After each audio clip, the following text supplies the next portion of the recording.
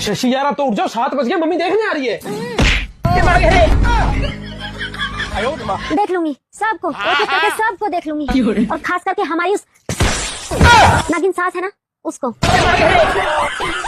सास नहीं है वो हमारे पिछले जन्मों का श्राप है वो, हमारी कुंडली पर बैठा काला नाग है वो।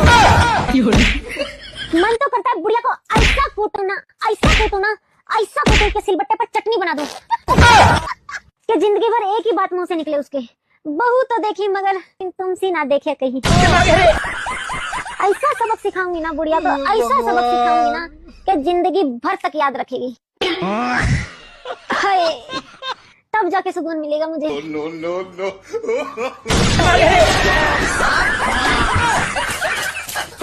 मम्मी, पापा